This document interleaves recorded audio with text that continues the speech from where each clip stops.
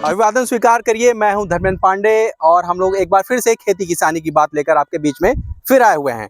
हम लोग इसमें मंगला मौर्य जी के साथ हैं, उनके खेत में खड़े हैं। बस्ती जनपद का एक ऐसा युवा किसान जो काफ़ी कुछ कर पाने में सफल हो पाया है। हम लोग शामिल करेंगे मंगला जी को और उनसे ढेर सारी बातें करेंगे खेती किसानी के बारे में। सर, स्वागत करते हैं आपका। धन्यवाद सर। एक बार पुनः है आप लोग हमें जो है नर्सरी पर काफी कवर किए हैं। जो हमारे घर की नर्सरी है लकी हाईटेक नर्सरी जो पुराना में है, वहाँ काफी कवर किए हैं। बाकी प्रोफेशनली मैं एक शिक्षक हूँ, साथ में कृषि चूंकि मेरा एक विषय रहा है, मेरी शिक्षा दीक्षा कृषि क्षेत्र में हुई है, हार्टिकल्चर ग्रेजुएट हूँ मैं।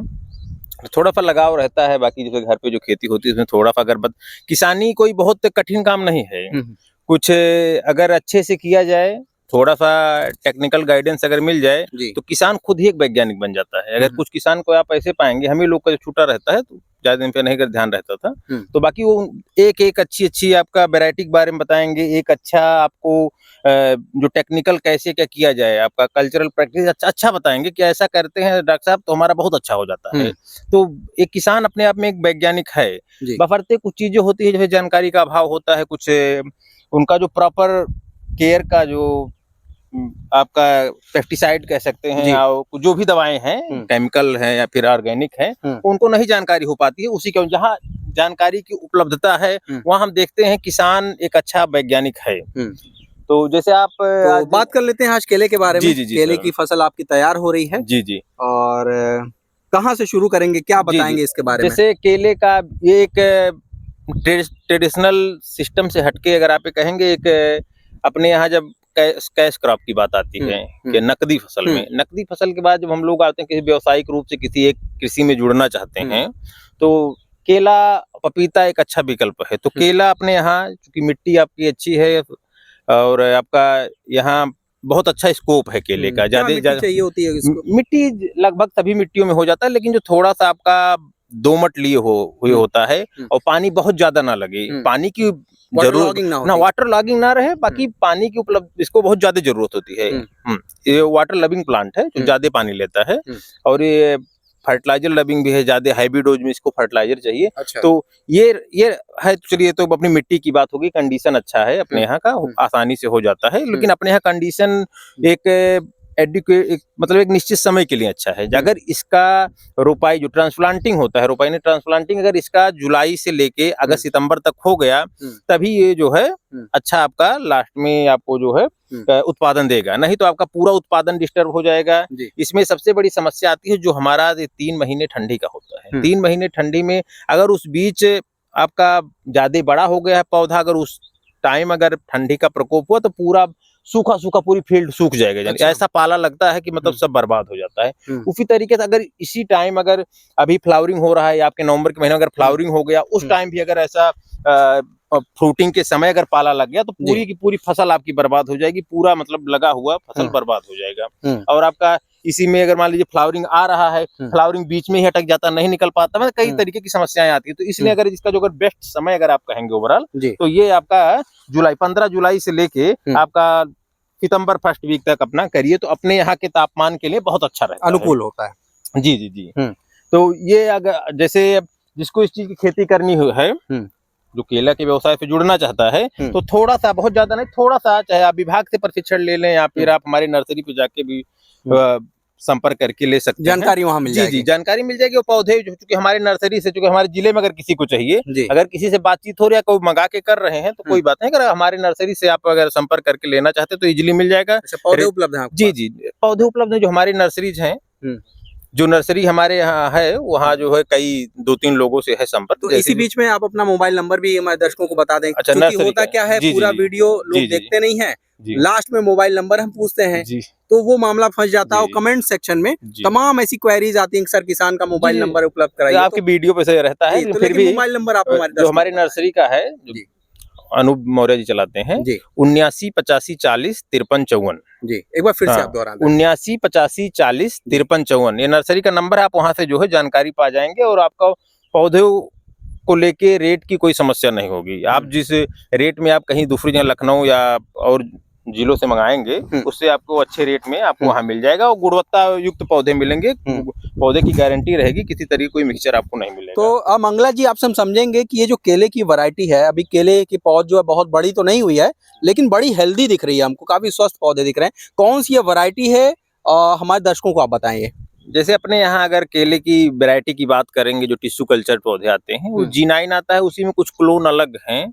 तो एक है सम्राट 1, सम्राट नर्सरी का है ये सम्राट 1। तो ये सम्राट 1 है, वो है G9 ही, उसी में उसका अच्छा क्लोन है, मतलब उसी का कोई सिलेक्शन, उससे ज्यादा मोटा आपका जो है केला आता है, उसके बंच अच्छे आते हैं।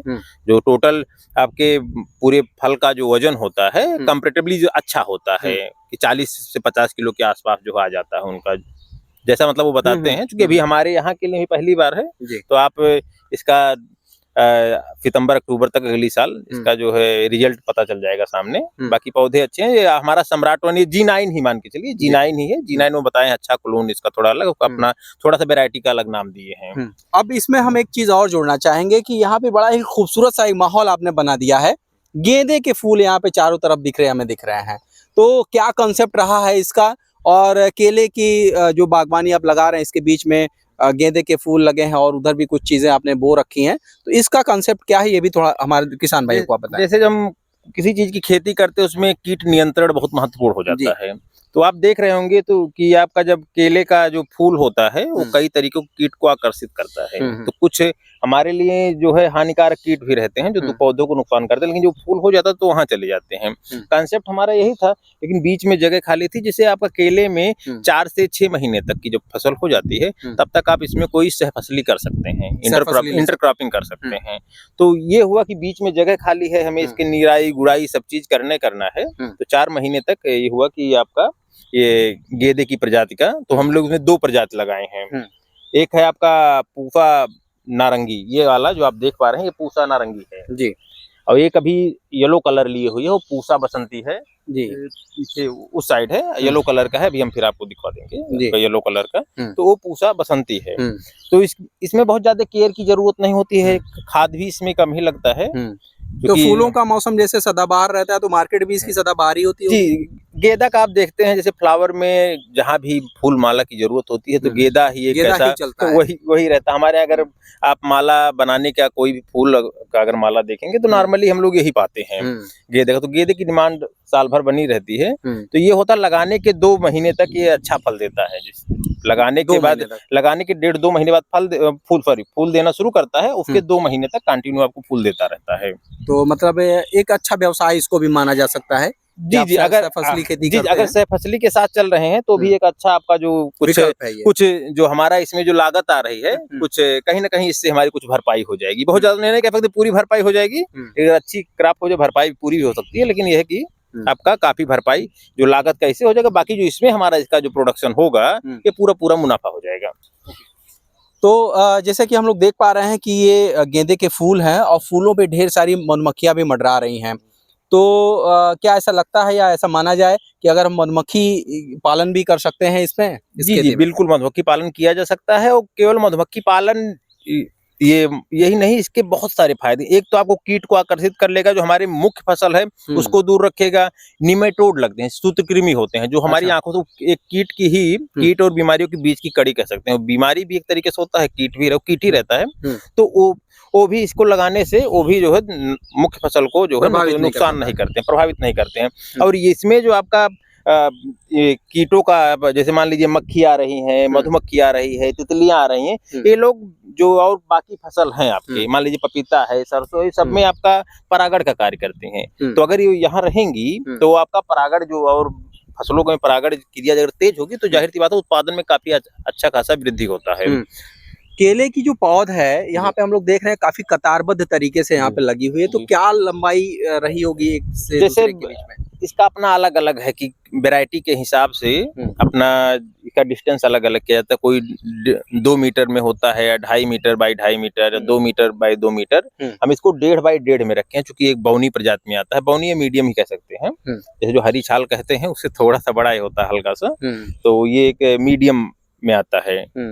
तो इसमें यह है कि इसको हम इतना कम रखे हुए हैं कि हकीकत में पहले ये नहीं विचार था कि क्या नाम इसमें हम सहफसली लेंगे।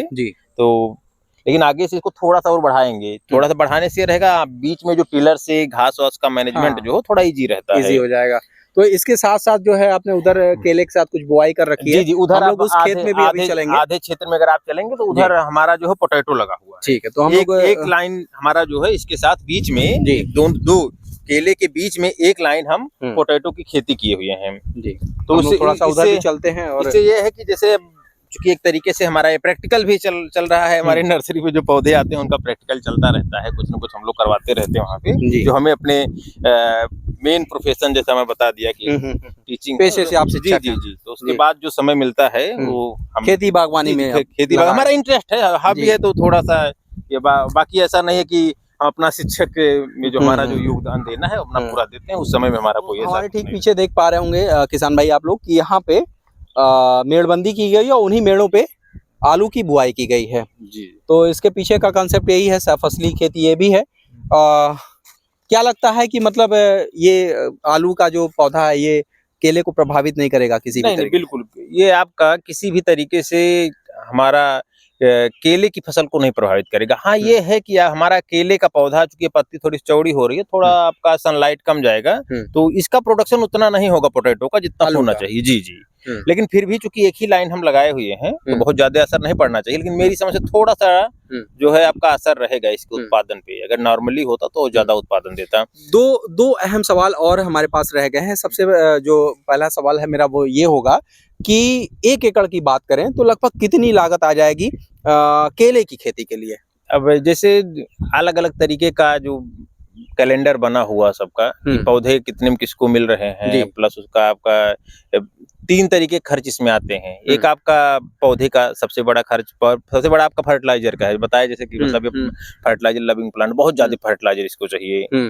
औसतन एक पौधे को 300 ग्राम आपको 300 ग्राम नाइट्रोजन, 350 ग्राम फास्फोरस, 300 ग्राम से ज्यादा आपको ग्राम, ये आपका टेक्निकल का बता रहे हैं। क्योंकि उसमें मान ली सुपर फास्फेट में आपका जो 18% ही जो है फास्फोरस पाया जाता है, तो इस तरीके से आपका 300 ग्राम चाहिए तो कई गुना हो जाता है, कई किलो आपको जो है एक पौधे में चाहिए। तो अगर हम इसका एक एवरेज निकालते हैं कि एक पौधा 1 एकड़ में लगभग 1400 पौधे आते हैं, 1200-1400 पौधे आएंगे। तो अगर एक पौधे की लागत निकाली जाती है जो वर्तमान समय में हमारा रेट है तो 100 से 110 रुपए आती है। 100 से 110 रुपए जी। और चूंकि अब उत्पादन पे अगर हम चलेंगे, उत्पादन आपका कई तरीकों के जो फैक्टर्स है उसे अफेक्ट करते हैं। आपका तापमान हो गया, सब बताए सबसे पहले तापमान, क्लाइमेट हो गया, आप कैसा उसका जो है देखभाल कैसे किए, फर्टिलाइजर में कहीं गड़बड़ी तो नहीं की, कोई डिजीज तो नहीं है। अगर सब चीजें नॉर्मल रहती हैं तो भी 35 किलो के आसपास आपका एक घार आ जाता है। तो उसमें जो आपका और लोग जो किए हुए हैं, अभी चूंकि हम कुछ नहीं बता सकते, हमारा पहली बार का है, बट ये है कि अगर आप देख पा रहे हो हमारे पौधे स्वस्थ है, अच्छा रिजल्ट देंगे।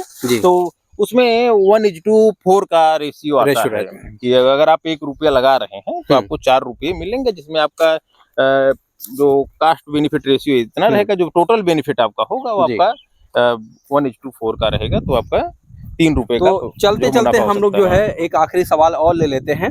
अहम सवाल है, कीट प्रबंधन की बात करेंगे तो कीट प्रबंधन के लिए जैसे ये केला है, कौन सा रोग इसको प्रभावित करता है, तो उसके लिए क्या कुछ दवाइयाँ कहीं ना कहीं अगर आप दो चीजें हैं आपके जो डिजीज इसके हैं, जो भी बिल्ट वगैरह है या कुछ और आपके कुछ वायरस से लगते हैं, तो कहीं ना कहीं कीट ही जिम्मेदार है। कीट ही जो है उसका वाहक होता है, कीट ही फैलाता है। तो आपका जो कीट मैनेजमेंट, जो इंसेक्ट मैनेजमेंट बहुत जरूरी है। तो इंसेक्ट ना फैले इसलिए आप देख रहे होंगे, हम प्रयास कर रहे हैं क्योंकि उसमें थोड़ा गुड़ाई नहीं हो पा रही, इसका जो है निराई गुड़ाई बराबर जरूरी है, लेकिन ये भी ध्यान रखना उसकी जड़ ना कटे। तो निराई गुड़ाई जब हुआ रहता है तो आपका फिर उसमें कीट कम आते हैं। और जो कीट नियंत्रण के लिए हम मोस्टली अभी जो हम अपना प्रयोग कर रहे हैं, हम ज्यादा नीम ऑयल का प्रयोग कर रहे हैं। नीम ऑयल, बाकी और केमिकल कई हैं वो भी करना पड़ता है। बाकी इसमें आपका अभी बीच में इसमें बिबिल वगैरह लगते हैं, तो उसी गोफे में ही ऊपर पत्ती में ही वो डाल दिया जाता है आपका कार्बाफ्यूरान, तो ऊपर डाले, थोड़ा सा नीचे डाल दिया जाता है, तो बाकी आपका वो कंट्रोल रहता है। बाकी जैसी जरूरत रहती है जी, जैसे हम लोग ये है इंटीग्रेटेड पेस्ट मैनेजमेंट करते हैं कि अगर शुरुआत से चीजें अगर नहीं रहेंगी तो जब लग जाएगा तो वो चीज करेंगे भी, वो भी नहीं सुधरेगा। अगर पहले से थोड़ा सा सचेत होके उसके विषय में अगर जानकारी रखेंगे, वो पहले से वो आपका दवा वगैरह छिड़काव कर देंगे तो लगने का चांस ही नहीं रहेगा जी। तो ये है कि आपको बाद में नहीं करना है कि नहीं लग जाए, हम इंतजार करें लगेगा तभी डालेंगे, नहीं तो पहले बचा रहेगा। हाँ, कभी कभार बच जाता है, चलिए prevention is better than cure. जी, prevention is better than cure. ये अगर आप आपका जो व्यावसायिक खेती में अगर इसका पालन नहीं करेंगे तो आपका नुकसान ही होगा जी। तो फिर आपको अभी उसका बात हो रहा था, ये है आपका पूसा बसंती। ये है पूसा बसंती। जी, ये पूसा बसंती है और नारंगी कलर ऑलरेडी आप देखे थे, पूसा बसंती है जी। तो उधर आप देखेंगे अभी काफी शानदार पौधे हैं। साथ अभी थे मंगला जी और इन्होंने जो अपनी फसल के बारे में हमें बताया, केले की पौध आपने लगाई है और सफसली की बात करें तो गेंदे की पौध लगाई है। उधर आलू का भी एक कंसेप्ट लेकर आए हैं कि केले के साथ आलू की भी वहाँ पे बुआई कर दी गई है। तो ये वास्तव में बड़ा ही खूबसूरत कॉन्सेप्ट हमको दिखा और आपने जो बातें बताई काफ़ी रोचक लगी और काफ़ी ज्ञानवर्धक भी लगी कि कीटों का प्रबंधन कैसे कर सकते हैं और ये जो गेंदे का फूल है इसको लगाने के पीछे का क्या कंसेप्ट है कि जो कीट पतंगे आएंगे इसकी तरफ आकर्षित रहेंगे तो जो मेन हमारी फसल है वो सुरक्षित रह पाएगी। हम लोग ढेर सारी खेती किसानी की बातें आपसे अगले एपिसोड में करेंगे क्योंकि काफ़ी कुछ चीज़ें इनके पास हैं। तो अगले एपिसोड के लिए हमारा थोड़ा सा इंतज़ार करिए, हम लोग लौटेंगे जल्दी ही। तब तक के लिए हमारे साथ बने रहिए। धन्यवाद।